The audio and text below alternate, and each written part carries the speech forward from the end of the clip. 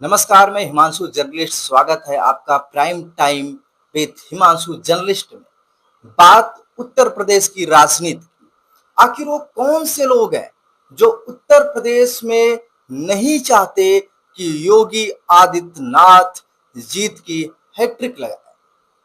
ये मैं नहीं कह रहा हूं, ये हिमांशु जर्नलिस्ट नहीं कह रहे हैं, बल्कि ग्राउंड लेवल पर बीजेपी के कार्यकर्ता, बीजेपी के नेता और बीजेपी से विद्रोह करने वाले नेता वो कह रहे हैं कि आखिर वो कौन से लोग हैं जो नहीं चाहते कि बीजेपी तीसरी बार लगातार उत्तर प्रदेश के अंदर अपनी सरकार बनाए। जी हाँ, बात करते हैं जब प्रदेश के अंदर सपा और बसपा की बारी बारी से सरकार आती थी, सपा और बसपा के कार्यकर्ता अपने आप को मुख्यमंत्री से कम नहीं समझते थे और सपा और बसपा के कार्यकर्ताओं के लिए उनके नेता, उनके मुख्यमंत्री सड़क तक लोगों से लड़ने के लिए तैयार हो जाते थे। सपा का हर एक कार्यकर्ता, बसपा का हर एक कार्यकर्ता अपने आप को मुख्यमंत्री से कम नहीं समझता था। पुलिस अफसर सपा और बसपा के कार्यकर्ताओं और नेताओं के सामने नतमस्तक रहते थे।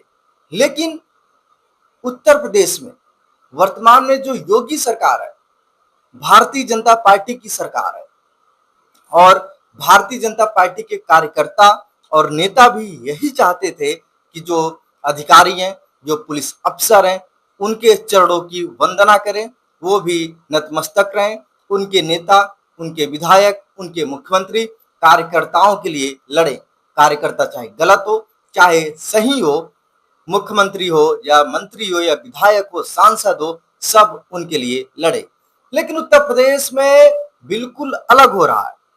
योगी सरकार के मंत्री, योगी सरकार के विधायक और पुलिस अफसर और अन्य विभागों के अधिकारी भी भारतीय जनता पार्टी के कार्यकर्ताओं की बिल्कुल भी नहीं सुन रहे हैं।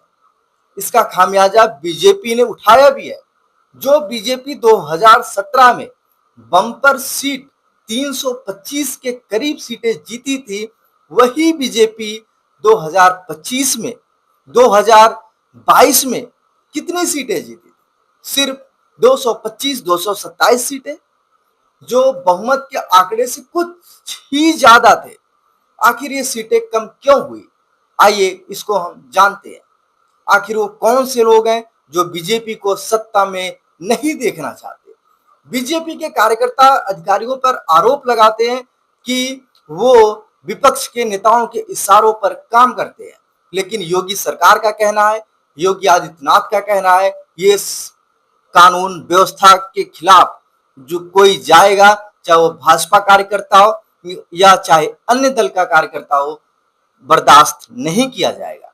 और बीजेपी के कार्यकर्ता बार बार कह रहे हैं कि आप सुधरिए, आप बीजेपी कार्यकर्ताओं की सुनिए, नहीं तो जो स्थिति 2024 के लोकसभा चुनाव में हुआ, 2022 के विधानसभा चुनाव में हुआ, बहुमत बीजेपी को मिला, सीटें कम हुई और ये सीटें लोकसभा चुनाव में जाते जाते और कम हुई, जिसका खामियाजा बीजेपी को केंद्र में भुगतना पड़ा। लेकिन लोग कह रहे हैं इतने झटकों के बाद भी बीजेपी के नेता नहीं सुधर रहे, वो अपने कार्यकर्ताओं की बात अधिकारियों के सामने नहीं रख पा रहे। आखिर जब नेता अपने कार्यकर्ताओं की नहीं सुनेंगे तो हम उनके साथ क्यों जाएं, हम बीजेपी को वोट क्यों दें? यहाँ लोग ये सब बातें कर रहे हैं, कह रहे हैं सपा और बसपा अपने कार्यकर्ताओं के लिए तो लड़ जाती थी, अपने कार्यकर्ताओं के लिए मुख्यमंत्री तक बात पहुंचा देती थी, आखिर भाजपा ऐसा क्यों नहीं कर रही है? बीजेपी के जो कार्यकर्ता लगातार उदाहरण दे रहे हैं कि अब बीजेपी कार्यकर्ताओं के ऊपर बुलडोजर या पुलिस के हथकंडे चल रहे हैं, जिसे बर्दाश्त नहीं किया जाएगा। बीजेपी के कार्यकर्ता उदाहरण दे रहे हैं कि क्या भाजपा के कार्यकर्ता सिर्फ नरेंद्र मोदी, अमित शाह और योगी आदित्यनाथ के लिए झंडा उठाने के लिए हैं? क्या भाजपा के कार्यकर्ता सिर्फ रैलियों में दरी बिछाने के लिए हैं? क्या भाजपा के कार्यकर्ता बड़े नेताओं की रैली में भीड़ जुटाने के लिए हैं? जिस तरीके से सपा हो, बसपा हो, कांग्रेस हो, ये अपने कार्यकर्ताओं के लिए लड़ जाते हैं, बीजेपी के बड़े नेता क्यों नहीं लड़ते? आपको मैं बताना चाहता हूं कि 2017 के बाद ऐसे बहुत जगह देखे गए हैं जहां बीजेपी के विधायक और सांसद आपस में लड़ गए हैं। देवरिया में आप देख सकते हैं, देवरिया में आप देख सकते हैं। और इसके बाद मैं बात कर रहा हूं, बहुत सारे विधायकों को पुलिस वालों ने मारा भी है और वो सिर्फ भाजपा के ही विधायक थे। आखिर ऐसा क्यों? लोग कह रहे हैं कि बीजेपी संगठन में कार्यकर्ताओं को अहमियत तो मिलती है, लेकिन जैसे ही कार्यालय से बाहर जाते हैं, नेता उन कार्यकर्ताओं को पहचानने से भी मना कर देते हैं। योगी आदित्यनाथ कानून व्यवस्था के नाम पर कार्यकर्ताओं को उतनी तवज्जो नहीं दे रहे हैं। आए दिन हिंदूवादी संगठन के नेता मारे जा रहे हैं। लोग ये सब कह रहे हैं कि आखिर जब सरकार उनके साथ नहीं खड़ी हो रही है और वो पुलिस प्रशासन को कार्यकर्ताओं के लिए नहीं खड़ी कर पा रही है, तो आखिर कार्यकर्ता सरकार के लिए क्यों खड़े हैं?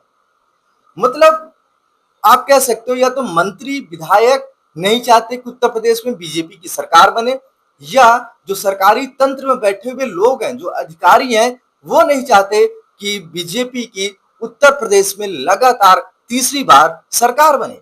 योगी आदित्यनाथ कानून व्यवस्था को लेकर सख्त है और लगातार लोगों से मिलते भी हैं और लोगों की बात भी रखते हैं, जन सुनवाई भी करते हैं।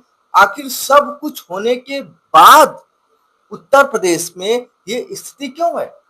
क्यों लोगों को लग रहा है कि उत्तर प्रदेश में तीसरी बार भाजपा की सरकार नहीं बन पाएगी?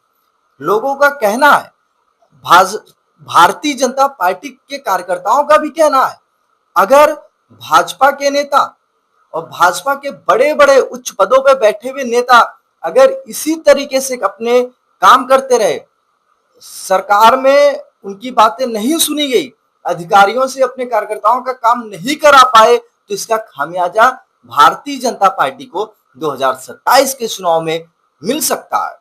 और दोस्तों, आपको क्या लगता है, आखिर वो कौन से लोग हैं जो नहीं चाहते कि योगी आदित्यनाथ की सरकार तीसरी बार उत्तर प्रदेश के अंदर आए? अगर आपको वीडियो अच्छा लगा हो, चैनल को कर दीजिए सब्सक्राइब, वीडियो को कर दीजिए शेयर।